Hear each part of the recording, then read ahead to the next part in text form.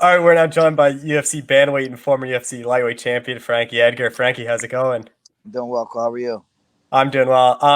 Let's get right into your fight. Has this just felt like one long training camp? Like this fight's been booked like three times. I think this is the fourth time it's been booked for different dates. Yeah, definitely feel like this is a marathon training camp, but we're just rolling with the punches, man. This ain't ideal times for anybody right now, so just gotta do what I gotta do. When they approached you to fight August 22nd for the main event, was there any hesitation? Just like, man, just let me get this fight. Like I'm stuck. I just want to get this fight over with and stay on the 15th. Or was an immediate yes to headline another card? Yeah, I wanted to get over it, man. I want to be 2 weeks away instead of three. So but the UFC is always good to me. So of course I'm gonna take that main event slot too. I think that's it's a good opportunity as well. Did you go to Fight Island or did you knock it on that flight because you knew Pedro was tested positive? Yeah, I didn't make it to Fight Island. I was in Vegas. We quarantined. Me and my team got all tested. I think we were about 3 hours from getting on the bus to head to the airport when I found out he wasn't gonna make. He got tested positive. Was there ever talk for you? Because I know a couple bantamweights immediately jumped up, like Ricky Simone, Cody Stamen, Jimmy Rivera. They were all saying, "Oh, I'll take that fight." Were you ever interested in taking a short notice fight, or was it always let's just rebook this Pedro fight? Yeah, I wanted to rebook the Pedro fight, man. I've been jumped every time I jump in a short notice fight. I kind of hasn't been going my way, and not that I'm afraid to do that, but I just felt like training was going well. I figured we can get it rebooked quickly. From what I hear, Pedro really wasn't sick, so just had to get past this test, and a month later we got rebooked, so not that big of a deal. Is it better too in Vegas? You don't have that long flight to Abu Dhabi and all that quarantine time. Yeah, absolutely. It is better, I guess, in the hindsight with that stuff. The long flight I'm looking forward to having to be quarantined for 48 hours. This is going to be much simpler, I imagine. So yeah, I'm okay with that. Of course, I wish I already fought and I'm relaxing and enjoying summer, but a couple more weeks of work ain't gonna kill anybody. Well, last time we talked, you had the long beard. Did the summer heat? Did you shave it off because of that? Yeah, I could. I don't know if I could fight with that thing, or especially the summertime. It's a little humid here in Jersey, so we got rid of it for now. We'll see what the winter brings. Sorry, Pedro's a guy that you've been booked a couple times. What intrigues you so much with this matchup to keep wanting to make this fight happen? Not it's really it's not a matchup, man. It doesn't really matter to me the guy or anything like that. It's just that I was planning to fight this guy. I was getting ready to fight this guy, so we thought was the best way is just waiting for him to get better. Um, so shit. If he gets another positive though, we're fighting anybody come July or August 22nd. And when you got the call for main event, I know your bantamweight debut. We talked earlier. You said he kind of just wanted 3 rounds to see how you feel at bantamweight. What changed for you to now decide to go 5 rounds? Because we obviously know you have the cardio to go five, but at the beginning you said you just wanted 3 rounds for your bantamweight debut just to test the waters. Yeah, well, you know what? I've been dieting. I got pretty close. I was about 9 days out from a weigh-in, my weight was really really good. So I figured that was the only issue. I wanted to see how I would feel coming down. I've been feeling great, so I'm okay with going five. I mean, I think this is my 16th fifth round fight, so I'm pretty accustomed to it at this point. Do you think that does benefit you? Because he's never headlined a UFC show, so this is going to be his first time going 5 rounds. I mean, yeah, I guess experience always helps, but doesn't mean you're a foot in because you've done it before the other guy hasn't, But experience only helps, guys. You obviously are headlining the show on Big ESPN, but are you kind of disappointed you're not on this big pay per view? Like you have DC Stipe, you have like Junior Dos Santos, Sean O'Malley on the card. Like, seemed to be a really big pay per view. Yeah, I mean, of course, you always want to be on those big cards, but when duty calls, UFC needs a main event. I'm always willing to step up. What has this camp been like since you got back to Vegas? Did you take a couple weeks off or a week off just to so you're not consistently going, or did you just stay right in camp for this date? I took a week off. Kind of went on a Jersey Shore food tour. Gained a bunch of weight and relaxed for a little bit, let my body rest, and then I've been turning it up for the last few weeks. Do you think this extra time does benefit you just so you can have longer time to get down to 135? I don't. I was already on my way. I just the more time you have, I guess, more time to prepare. I guess but we're both in the same boat, so it doesn't really matter to me. Now that you were close, like, does part of you wish that, man, I should have been a bantamweight my whole career, or is it still a tough cut to get down there?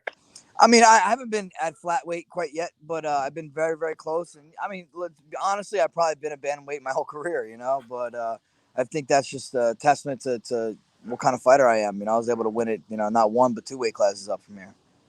Yeah, do you think that makes your legs even better? Because you're obviously going to be a future UFC Hall of Famer, but you're a guy that won probably against guys that were probably 30, 40 pounds heavier than you. Like, people are going to send you a small featherweight, so to win at lightweight's pretty incredible. No, yeah, I think it does. It's I don't know if everyone notices that. Only people I guess in the fight world can realize that. I think fans don't realize that stuff. They don't realize how much guys cut weight and how much bigger they are on fight night. But yeah, it's just a feather in my cap.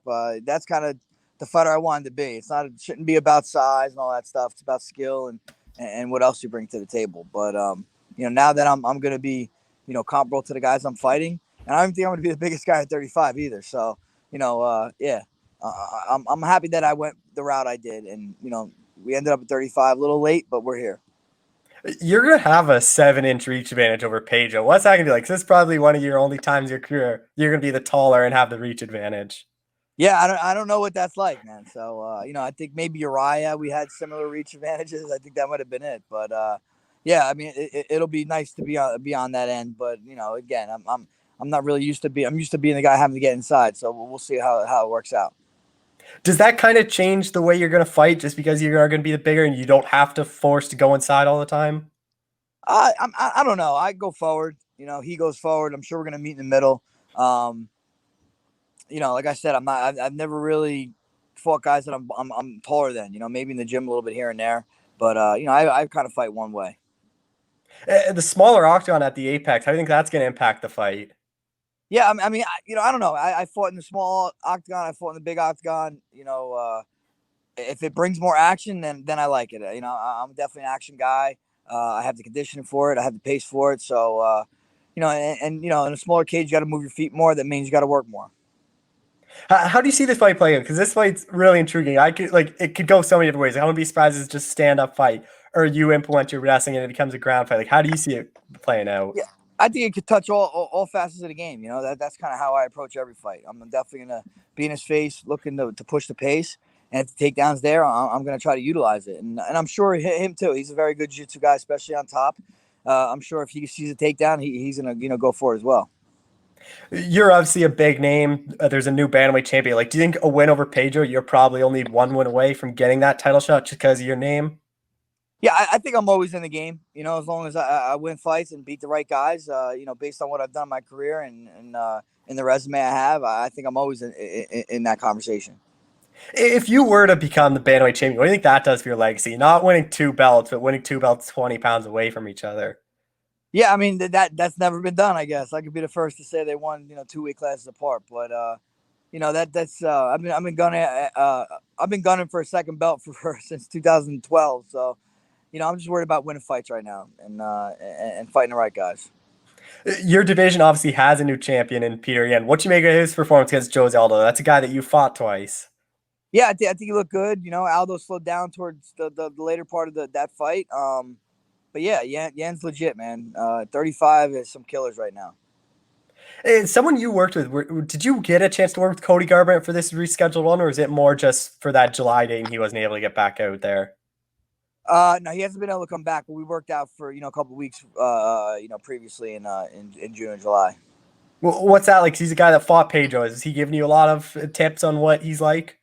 Yeah, he definitely giving me some things, best as he can. But we're different fighters too, and I'm sure Pedro's going to be a different fighter from then. That was a while back, but yeah, there's always a little bit of information we try to share each other. Has it been frustrating for you just this long layoff? Like you were a guy that was booked in January, took that short notice. Then it seems like every single month in 2020 you've pretty much been booked, but it's been delayed. Like has it been frustrating? Just been like, man, when am I gonna get to actually step in there? Yeah, I'm definitely I'm anxious to get in there. Training gets boring after a while. You get sick of just punching the clock and putting in the rounds. You want to put it to use. So I'm excited to put my work to use and show everybody what I've been working on. You're a guy, you fought the who's who of lightweight and featherweight. Is it intriguing now for you where these are all fresh matchups for you at bantamweight, and these are guys that you haven't fought before? Because a lot of those top guys at featherweight, it'd be rematches for you. Yeah, no, exactly. It's like a fresh palate here. You get new guys, fresh blood. I mean, these guys are young too, so yeah, it's always exciting. You're not looking up the same ladder. It's a different ladder now we're trying to climb. Pedro is ranked 7. Like, where do you think that win puts you? Do you think that gets you into that top 10, maybe even top 5? Yeah, I think so. I mean, if he's 7 and I go in there and handle business, I guess that puts me around somewhere where he's at.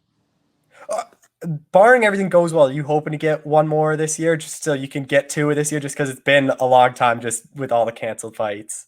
Yeah, ideally, if everything works out the way I hope it does, I would like to get in maybe end of November, December, give myself a little time to in between fights and get one more this year for sure.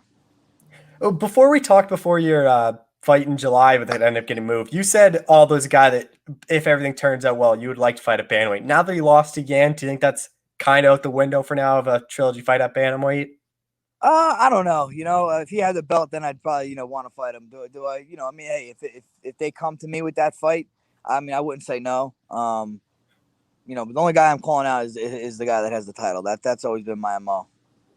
Is there some intrigue for you to fight those like big name guys at bantamweight, like a Uriah again or a Dominic Cruz, even though they're below you in the rankings if you beat Pedro, but they just have those big names. They're the legends of the bantamweight division. I mean, yeah, they're good names to have, man. They're legends in this sport. I already have fought Uriah, but Dominic Cruz has been, a legend in this game. He's one of the best 35ers we've had. So yeah, I mean, those are always enticing names to fight. And the old debate that you were in, the featherweight title, what'd you make of that Holloway Volkanovski fight? A lot of people are saying Holloway won. What did you think of that one? Yeah, I thought it was a close fight. I had Holloway winning. I thought he won the first 3. Volkanovski did a good job of closing the gap in 3 and 4 or 4 and 5.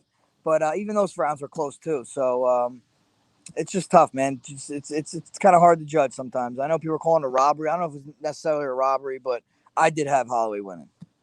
Do you think MMA should look into those pride, like what one championship does, just score the whole fight, not round by round?